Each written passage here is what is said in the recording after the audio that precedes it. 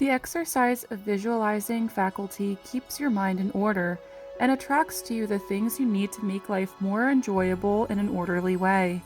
If you train yourself in practice of deliberately picturing your desire and carefully examining it, you will soon find your thoughts and desires come and proceed in more orderly procession than ever before. Having reached a state of ordered mentality, you are no longer in a constant state of mental hurry. Hurry is fear, and consequently destructive.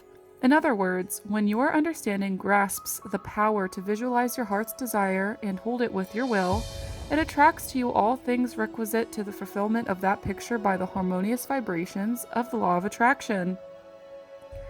You realize that since order is heaven's first law and visualization places things in their natural element, then it must be a heavenly thing to visualize. Everyone visualizes whether they know it or not. Visualization is the great secret of success.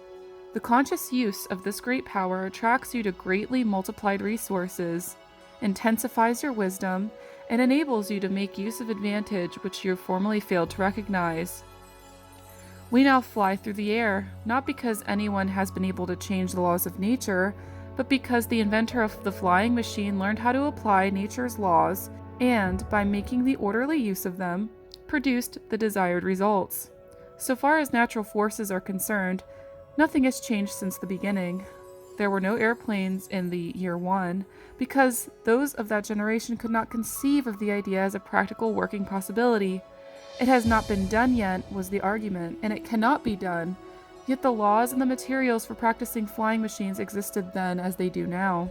Troward tells us that the great lesson he learned from the airplane and wireless telegraphy is the triumph of the principle over precedent, and the working of an idea to its logical conclusion in spite of accumulated testimony of all past experience. With such an example before you, can you not realize that still greater secrets may be disclosed? Also, that you hold the key within yourself, with which to unlock the secret chamber that contains your heart's desire. All that is necessary for you to make a key and use it to your life exactly what you wish it to be is a careful inquiry into the unseen causes which stand back of every existential and visible condition. Then, bring these unseen causes into harmony with your conception, and you will find that you can make practical working realities of possibilities which at present seem but fantastic dreams. We all know that the balloon was the forefather of the airplane. In 1776, Henry Cavendish, an English nobleman, proved that hydrogen gas was 7 times lighter than atmospheric air. From that discovery, the balloon came into existence.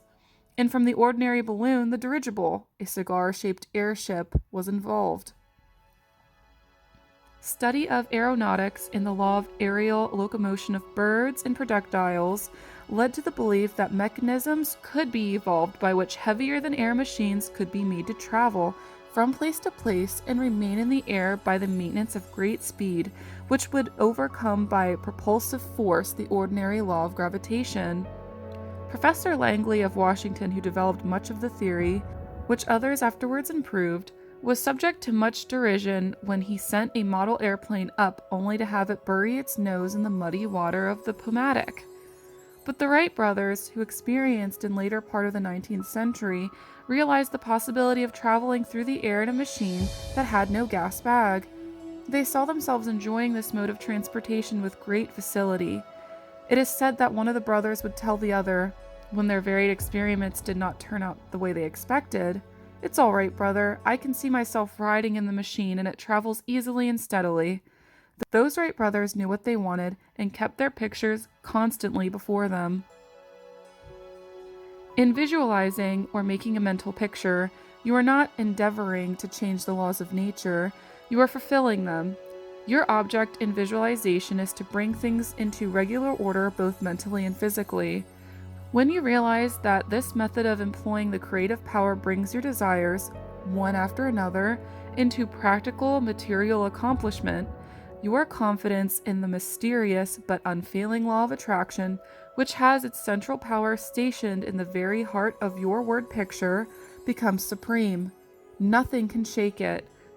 You can never feel that it is necessary to take anything from anyone else. You know that all you have to do is to start the plastic substance of the universe flowing into thought molds your picture desire provides.